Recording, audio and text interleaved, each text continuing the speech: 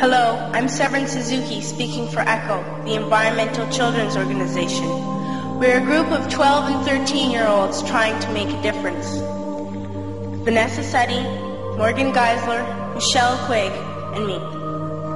We've raised all the money to come here ourselves, to come 5,000 miles to tell you adults you must change your ways. Coming up here today, I have no hidden agenda. I am fighting for my future.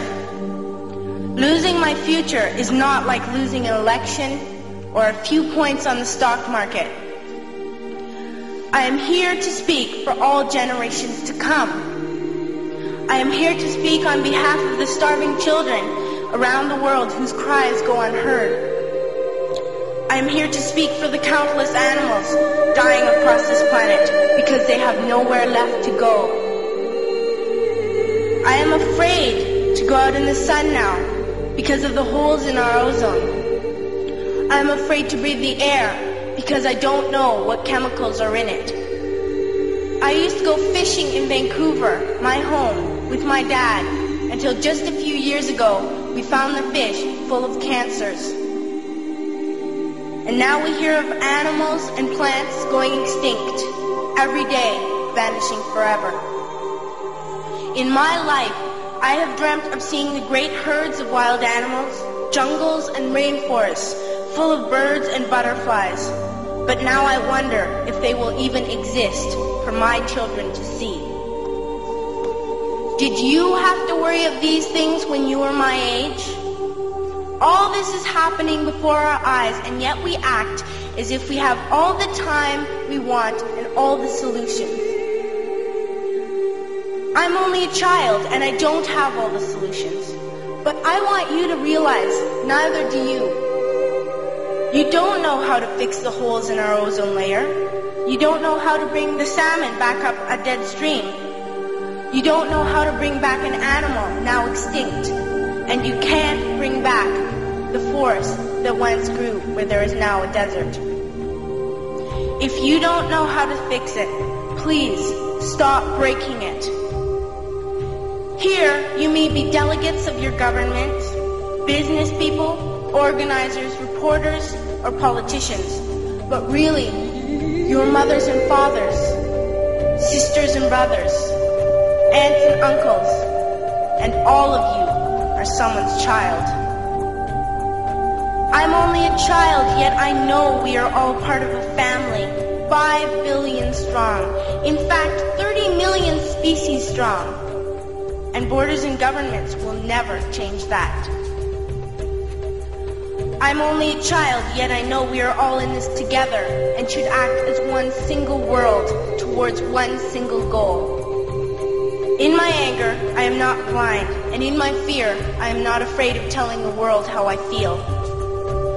In my country, we make so much waste. We buy and throw away, and yet northern countries will not share with the needy. Even when we have more than enough, we are afraid to share. We are afraid to let go of some of our wealth. In Canada, we live the privileged life, with plenty of food, water, and shelter. We have watches, bicycles, computers, and television sets. The list could go on for 2 days. 2 days ago, here in Brazil, we were shocked when we spent time with some children living on the streets. This is what one child told us. I wish I was rich. And if I were, I would give all the street children food, clothes, medicines, shelter, and love and affection. If a child on the streets who has nothing is willing to share, why are we who have everything still so greedy? I can't stop thinking that these are children my own age, that it makes a tremendous difference where you are born. That I could be one of those children living in the favelas of Rio. I could be a child starving in Somalia, or a victim of war in the Middle East, or a beggar in India. I am only a child, yet I know if all the money spent on war was spent on finding environmental answers, ending poverty, and finding treaties what a wonderful place this earth would be. At school, even in kindergarten, you teach us how to behave in the world. You teach us not to fight with others, to work things out, to respect others, to clean up our mess, not to hurt other creatures, to share, not be greedy. Then why do you go out and do the things you tell us not to do? Do not forget why you are attending these conferences, who you're doing this for. We are your own children.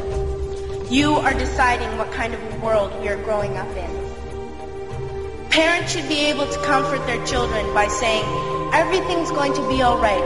It's not the end of the world, and we're doing the best we can. But I don't think you can say that to us anymore.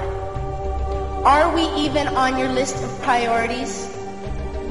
My dad always says, you are what you do, not what you say. Well, what you do makes me cry at night. You grown-ups say you love us, but I challenge you, please, make your actions reflect your words. Thank you.